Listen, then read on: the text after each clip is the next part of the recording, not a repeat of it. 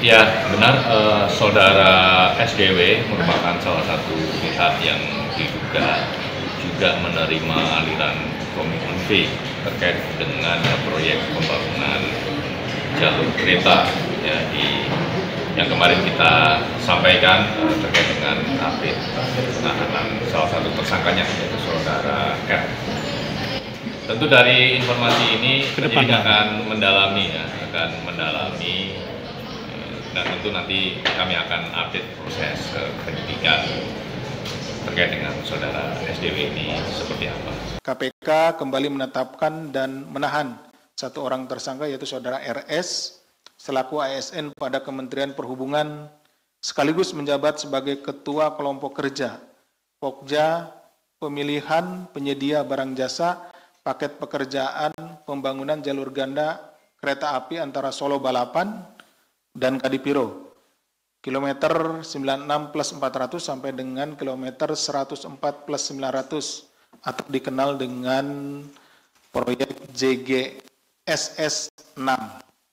Tahun anggaran 2022 sampai dengan 2024 dan paket lainnya di lingkungan BTP kelas 1 Semarang. Mungkin rekan-rekan bertanya, ini kenapa mulai dari tingkat dirjennya, kemudian sampai kepada tingkat ketua kelompok kerja atau pokjanya. Ini kan rangkaian yang cukup panjang gitu ya.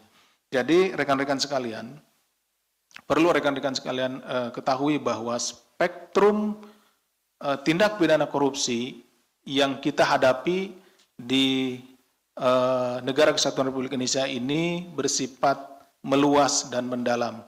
Artinya meluas itu dari Sabang sampai Merauke terjadi tindak pidana korupsi.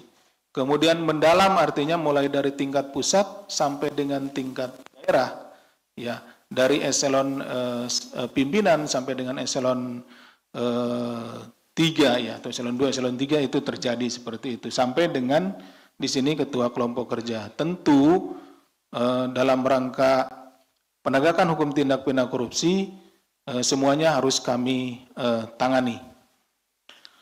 KPK selanjutnya melakukan penahanan kepada tersangka RS untuk 20 hari pertama terhitung sejak tanggal 11 sampai dengan 30 Agustus 2025.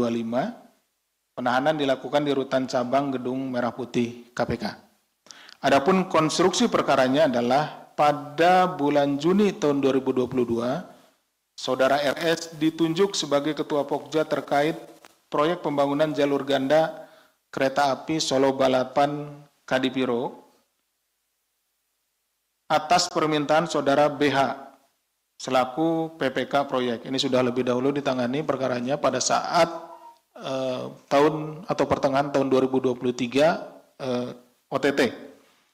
Setelah penunjukan tersebut, Saudara BH menyampaikan pada Saudara RS bahwa telah mempersiapkan PT WJP KSO sebagai calon pemenang tender dan atau calon pelaksana pekerjaan. Jadi sejak awal ini memang sudah direkayasa pengadaannya. Jadi sudah ada perusahaan-perusahaan yang ditunjuk untuk melaksanakan pekerjaan tersebut bersama beberapa penyedia jasa atau perusahaan lainnya sebagai perusahaan pendamping, termasuk PT IPA milik Saudara DRS. Selanjutnya Saudara BH meminta Saudara RS agar dapat mengakomodir permintaan tersebut sehingga Saudara RS menyampaikan kepada seluruh personel Pokja yang dipimpinnya untuk menambahkan syarat-syarat tertentu sebagai syarat calon penyedia jasa yang dimaksud sebagai kuncian tender. Jadi untuk memenangkan salah satu perusahaan yang telah ditunjuk, maka dibentuk atau ditentukanlah syarat-syarat khusus ya, yang spesifik merujuk kepada perusahaan tersebut. Ya, seperti itu. Misalkan ahli tekniknya, kemudian pengalaman menangani pekerjaan gitu ya, harus berapa atau harus berapa lama, sehingga itu menjadi kuncian bagi perusahaan tersebut. Nah, karena kan beda-beda nih, setiap perusahaan memiliki pengalaman atau memiliki pegawai yang expertnya gitu, seperti itu.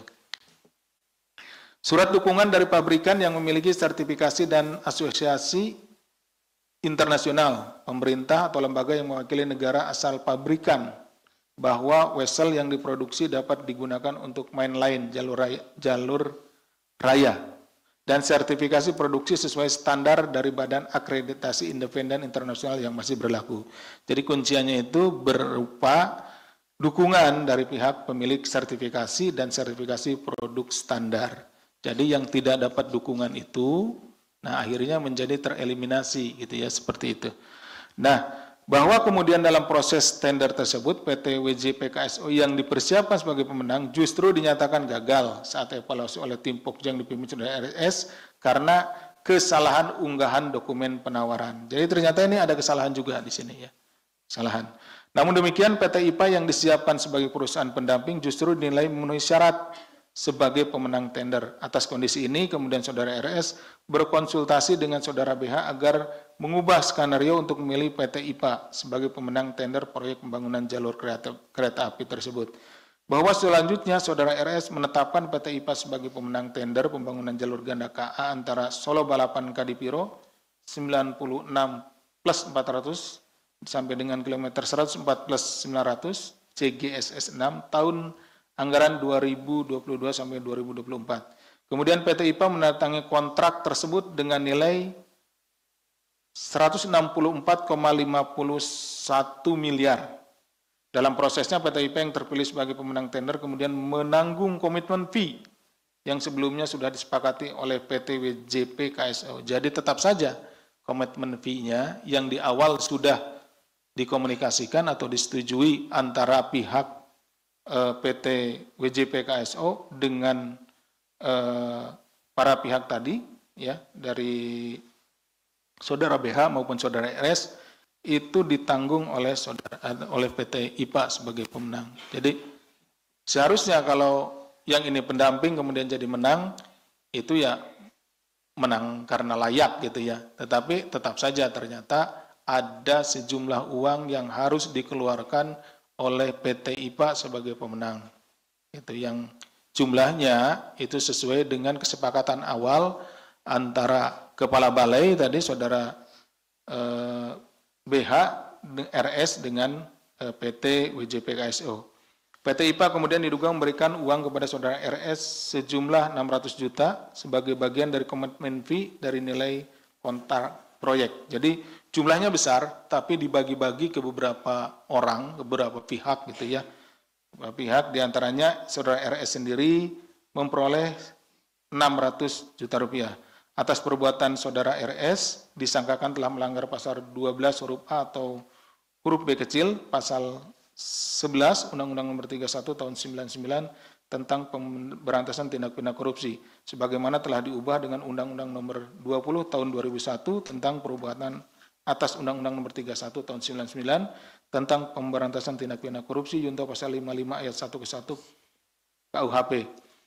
Pada kesempatan ini juga izinkan kami mengucapkan terima kasih yang sebesar-besarnya kepada masyarakat, ya, masyarakat Indonesia khususnya yang ada di Jawa Tengah dan Semarang yang telah memberikan informasi kepada kami terkait dengan adanya dugaan tindak pidana korupsi ini, sehingga kami dapat melakukan upaya paksa dan dapat menangani perkara ini. Tentunya kepada warga masyarakat lain yang ada di tempat lain, apabila melihat, mendengar tentang kemungkinan adanya tindak pidana korupsi, silakan untuk dilaporkan kepada kami. Karena tanpa dukungan dari seluruh warga masyarakat, termasuk juga rekan-rekan jurnalis yang ada di depan saya ini, kerja-kerja penindakan tindak pidana korupsi tidak akan bisa kami laksanakan dengan baik.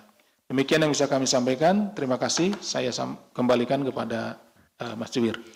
Terima kasih kepada Pak Deputi yang telah menyampaikan kronologi dari perkara ini, di mana KPK kembali menetapkan satu orang tersangka, RS, setelah sebelumnya KPK juga telah menetapkan 14 tersangka lainnya dan 2 tersangka korporasi. Selanjutnya kami buka sesi tanya-jawab. Sesi pertama terkait dengan perkara ini, kami persilahkan. 1, Mas Chandra. Satu saja. Oke. Silakan Mas Chandra. Mau nanya soal di kasus ini kan waktu awal banget ini ada sebutan uang langitan Pak dan sleeping fee. Ada beberapa orang yang diduga menerima uang yang diduga terlibat. Nah, kenapa KPK tidak menindaklanjuti penerimaan itu? Bahkan salah satu orang yang menerima uang itu sekarang jadi Bupati Pati Sudewo. Nah, apakah juga Sudewo akan dipanggil dalam kasus ini ke depannya gitu? Terima kasih Mas Chandra. Ada lagi yang lain mungkin? Oke, belakang. Mohon nama dan medianya. Saya Rahmada. Saya Rahmada di Kompas TV, Pak. Tadi terkait dengan komitmen fee itu kan dari PT IPA itu mengeluarkan 600 juta dan katanya dibagi-bagi ya. Itu yang 600 juta hanya untuk RS aja atau dibagi gimana, Pak? Oke, terima kasih Mbak Rahma. Selanjutnya masih ada lagi? Khusus terkait dengan perkara ini? Cukup? Baik, Pak Asep ada 2 penanya. Terima kasih. Ini pas ini. 2 penanya, pertanyaannya 2. Biasanya yang bertanya 2 tapi pertanyaannya bisa 10 gitu ya. Mas Chandra, ini ada dikenal dengan sleeping fee, kemudian langitan dan lain-lain ya. Ini yang baru kita tetapkan itu ada 14 ditambah dengan 2 korporasi. Jadi ini bertahap, gitu ya, bertahap kami sedang terus juga menggali informasi, kemudian mengumpulkan bukti-bukti terkait dengan beberapa calon tersangka lainnya, kemudian juga beberapa pihak lainnya. Gitu. Jadi sambil kita menangani yang 14 ini, kemudian nanti karena kan kewenangan pada saat penyidikan lebih besar, itu kita bisa melakukan upaya paksa, penggeledahan, kemudian penyitaan dan lain-lain dikumpulkan sehingga nanti kalau sudah cukup bukti maka akan kita tentunya kita naikkan ke tingkat penyidikan. Kemudian Mbak Rahma tadi yang 600 juta apakah ini untuk saudara RS sendiri atau dibagi-bagikan? Ini bagian untuk saudara RS. Yang lainnya ada pembagiannya. Tadi seperti yang disebutkan oleh Mas Chandra diantaranya ya. Ada bagian yang dapat sleeping fee, kemudian dapat yang langitan dan lain-lain. Khusus untuk yang RS ini kebagian 600 juta. Jadi rata-rata sekitar potongnya itu sekitar 20%. Ini nilai kontraknya kan tadi 164. Kalau di 20% sekitar 8 sampai 9 miliar ya. 8 ya, 9 miliar. Sekitar itu ya. 32 miliar. Oh 32 ya. Oh iya sorry, sekitar itu. 32. Sekitar 32-an dibagi-bagi seperti itu.